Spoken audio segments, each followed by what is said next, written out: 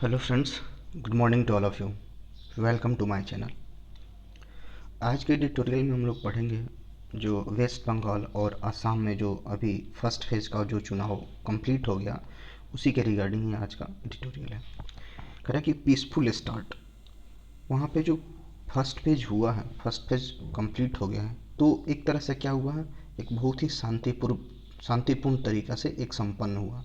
तो यही टाइटल लिखा गया है, ये जो फर्स्ट फेज हुआ है वो क्या है, एक तरह से शांतिपूर्ण तरीके से इसकी शुरुआत हुई है। On first phase of assembly election, ये जो विधानसभा का जो चुनाव है असम में और वेस्ट बंगाल में, उसका जो फर्स्ट फेज का जो चुनाव था, एकदम बिल्कुल शांतिपूर्ण तरीके से संपन्न हुआ। Despite a fierce contest, the first phase of the polls was spared of major violence. करें कि डिस्पाइट मतलब के बावजूद, अब फियर्स मतलब क्या, बहुत ज़्यादा, एक तरह से बोल सकते हैं बहुत ज़्यादा के सेंस में।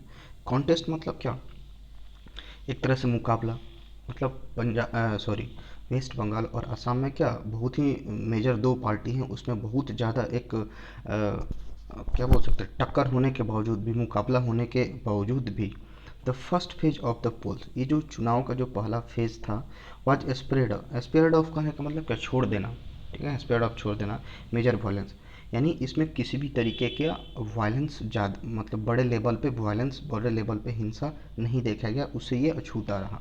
यानी पहला जो फेज़ था चुनाव का, भले ही घमासान एक तरह से बोल सकते हैं मुकाबला था, उसके बावजूद भी यहाँ पे कोई बहुत बड़ी हिंसा की बात नहीं आई है।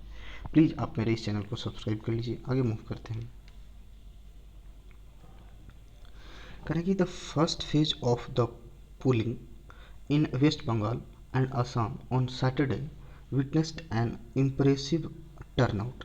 कह रहा है कि पहला जो फर्स्ट फेज जो हुआ वेस्ट बंगाल और आसाम में, ठीक है, सैटरडे को हुआ, तो ये देखा गया, विटनेस्ड, ये देखा गया, एक क्या बोल सकते हैं, विटनेस के तौर पे देखा गया, गवाह के तौर पे देखा गया, एंड इम्प्रेसिव टर्नआउट। टर्नआउट का मतलब यहाँ पे लोग से हैं, पीपल से हैं, तो वहाँ पे एक बहुत अच्छा खासा मात्रा में, बहुत ही इम्प्रेसिव अमाउंट में लोगों को देखा गया वोट करते हुए।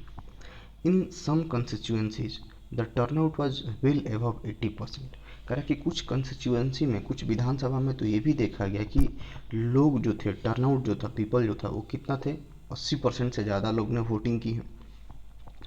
In Assam, 40 assembly constituency, and in West Bengal, 30 constituency went to the polls with turnout of 79.9% and 84.63% respectively।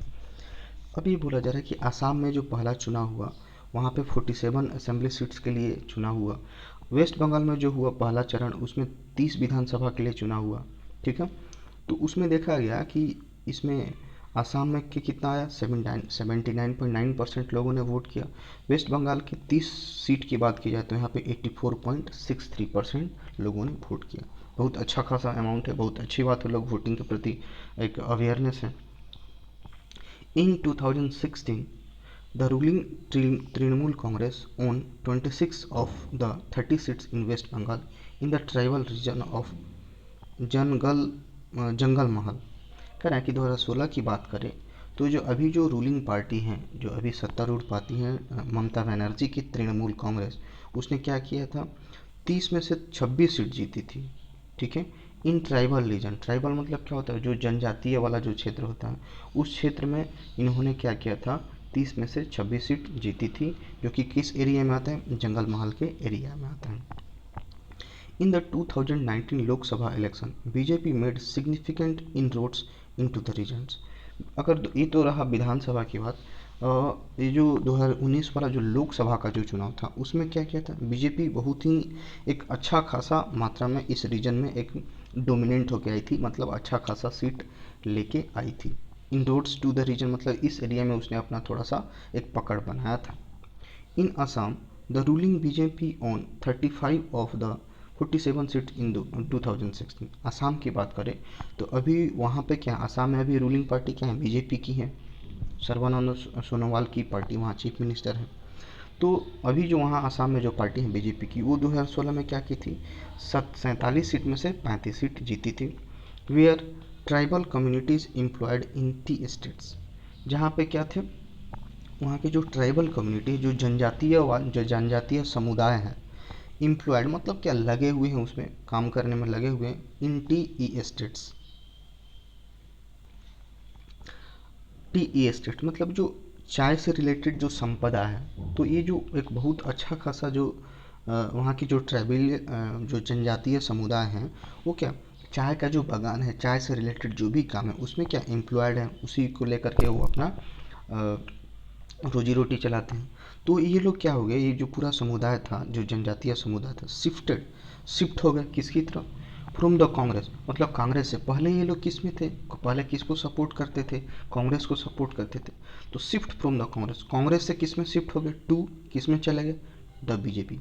पहले ये लोग कांग्रेस में सपोर्ट करते थे, कांग्रेस को वोटिंग करते थे, लेकिन 2016 की बात करें तो ये लोग कांग्रेस से शिफ्ट होकर के बीजेपी में चले गए इन लार्ज नंबर, मतलब अच्छा खासा बहुत ज़्यादा संख्या में चले गए, इसलिए वहाँ पे बीजेपी 2016 में जीत गई थी। The BJP is pulling out all the stops to retain power in Assam and rest it in West Bengal for the first time। कारण कि BJP is pulling out all the stop, इसका मतलब होता है pulling out all the stops कहने का मतलब हर संभव प्रयास करना, एक इडियम होता है। इसका मतलब क्या होता है, मतलब कोई भी कोशिश न छोड़ना, ठीक है। लीव नो टर्न स्टोन, इसका एक सिनोनिम्स भी बोल सकते हैं।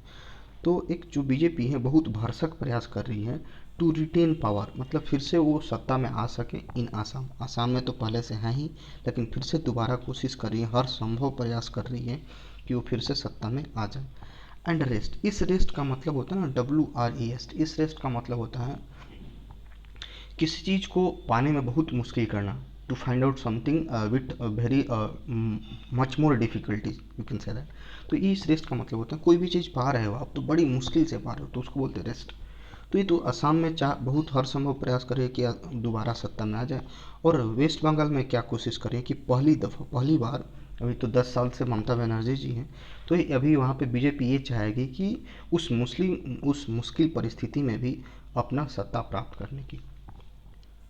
The fierce nature of the contest in West Bengal, ये जो वेस्ट बंगाल में जो एक तरह से फियर्स नेचर है, मतलब बहुत ही कांटे का मुकाबला बोल सकते हैं, बहुत जोरदार तरह का जो एक मुकाबला है, इज फार टू एविडेंट, ठीक है, ये बहुत ही ज़्यादा कुछ एविडेंट है, बट बहुत ही एकदम क्लियर स्पष्ट है कि वहाँ पे बहुत कांटे का मुकाबला है एक तरह से, but still there was no major violence in the first phase.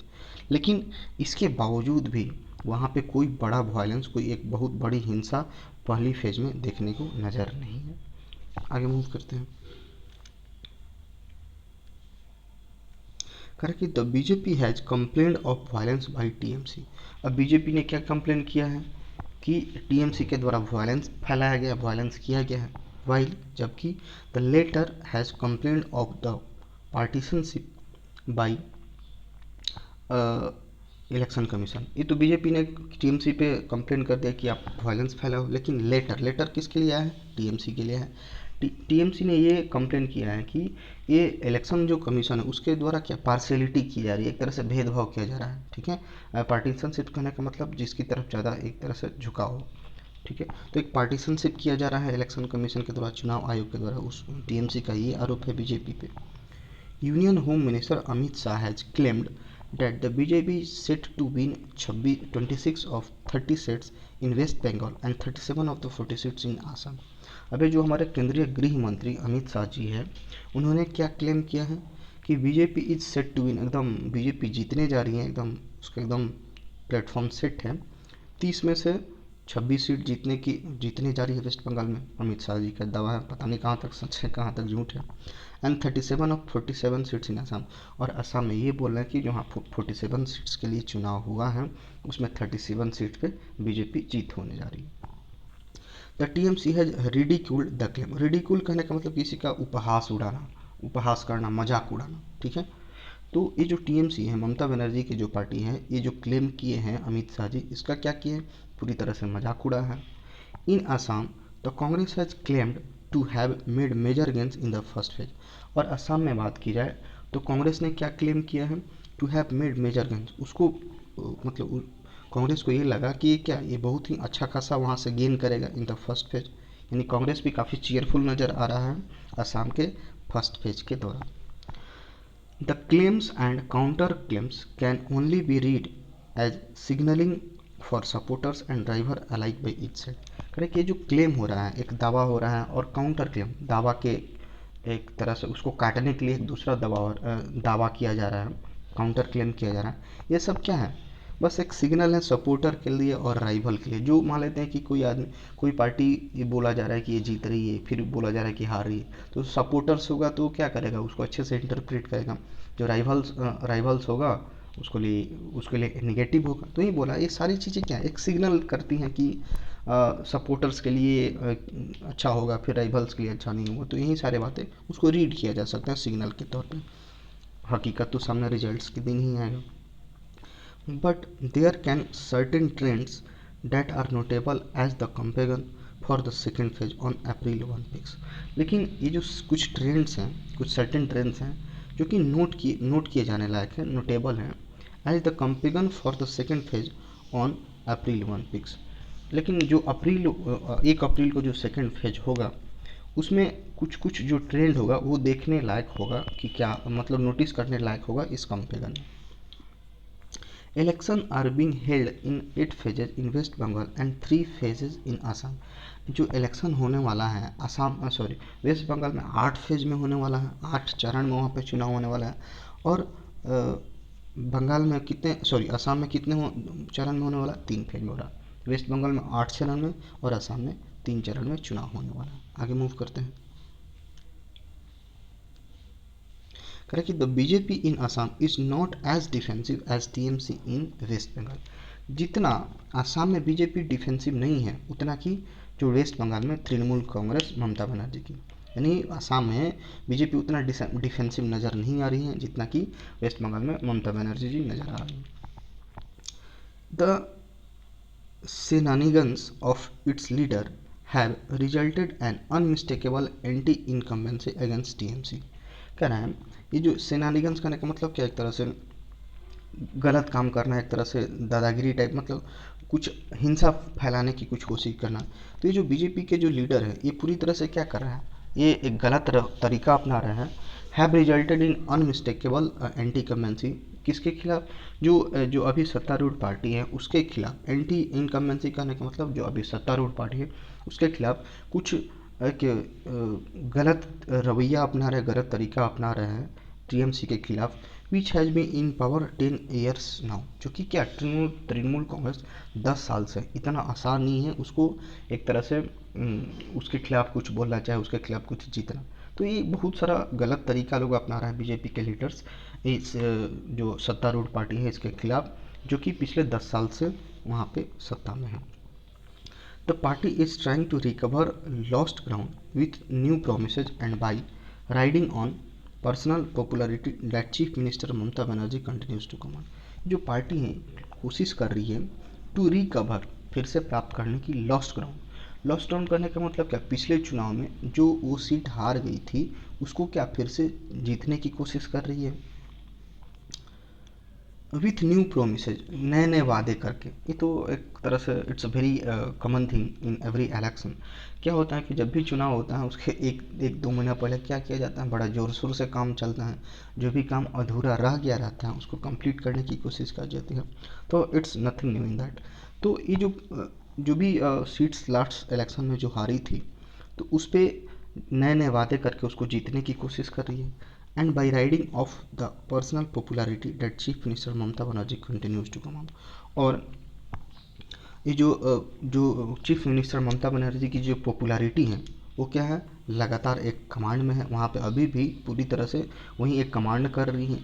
तो और ये कमांड करने के साथ साथ ये कोशिश कर रही हैं कि जो पिछले चुनाव में जो हारा हुआ सीट था वो जीत सके। Though it has no leader of any consequence in the states and its campaign is being spearheaded by Prime Minister Narendra Modi and Amit Shah। Correctly, though there is no leader of consequence in the states।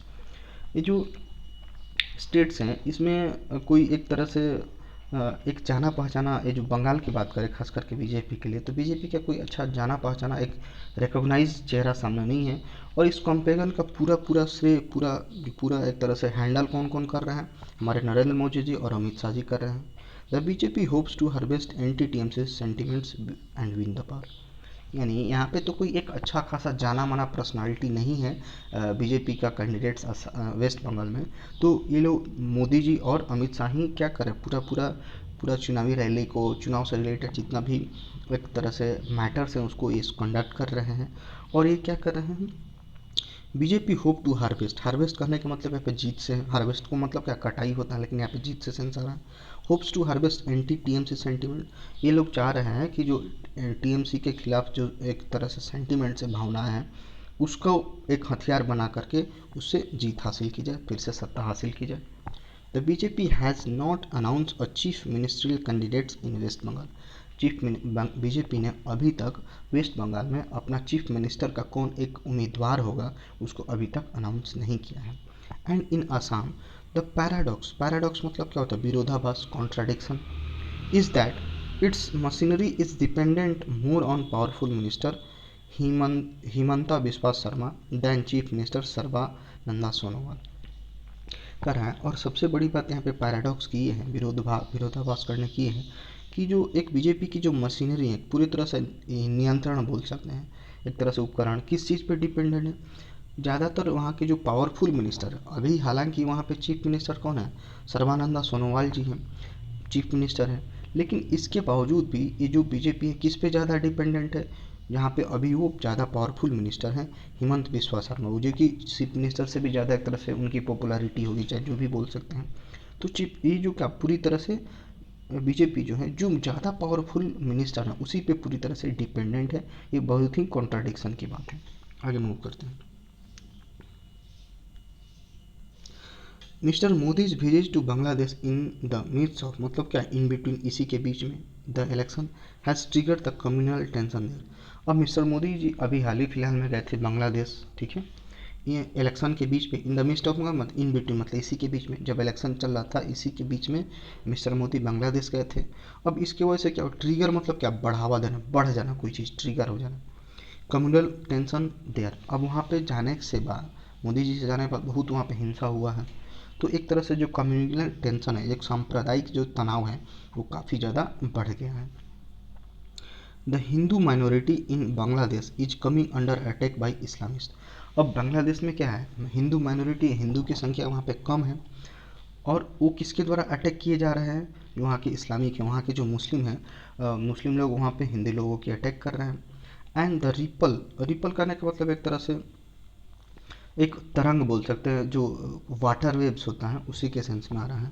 तो जैसे कोई भी मतलब still water शांत जल है, उसमें कोई हम लोग चीज़ पत्थर मारते हैं तो कैसे एक वेव क्रिएट होता है, तो उसी तरह का रिपल, तो उसका इफेक्ट जो बोल रहा है, ये जो अटैक हुआ है और इसका जो इफेक्ट है of this will be felt in the next phase in both states. अब इसका जो इफेक्ट होगा जो कि हिंदू माइनॉरिटी पर इस्लाम के लोग अटैक किए हैं, तो इसका जो देखा जाएगा क्या अगले फेज में, अगले फेज जो चुनाव होगा उसमें इसका रिजल्ट दिखेगा, इसका इफेक्ट दिखेगा। The danger of communal polarisation is ever present. ये जो अभी भी खतरा है किसका, जो सांप्रदायिक ध्रुवीकरण का, पोलराइजेशन करने का मतलब डिवीजन, हिंदू मुस्लिम के नाम पे बांट दो, हिंदू अलग हो गया मुस्लिम अलग हो गया, तो उसको क्या बोलते हैं, पोलराइजेशन, ध्रुवीकरण। तो अभी भी इसका खतरा बना हुआ है, ठीक है। But it might be too much to expect the BJP and TMC to keep the campaign free of hateful rhetoric in the phase ahead। ahead मतलब क्या, आगे होता है। तो ये तो सारी बातें हो गई कि हाँ अभी भी खतरा बना हुआ है कम्युनल पोलराइजेशन का, हिंदू मुस्लिम को डिवाइड करने का। लेकिन but it might be too much expect, लेकिन ये बीजेपी और टीएमसी से एक्सपेक्ट करना कुछ ज़्यादा ही हो जाता है। टू कीप कंपेगन फ्री और ऑफ हेटफुल, मतलब एक थोड़ा सा नेगेटिव टोन बोला जा रहा है कि ऐसा ना हो कि आगे आने वाले चुनाव में जो बीजेपी और टीएमसी जो कंपेगन अभी फर्स्ट फेज में तो फ्री एकदम शांतिपूर्ण रहा, तो ऐसा हो ही नहीं सकता है कि अगले चुनाव में ये एक दूसरे को हेटफुल रेटोरिक ना करे। हेटफुल मतलब क्या,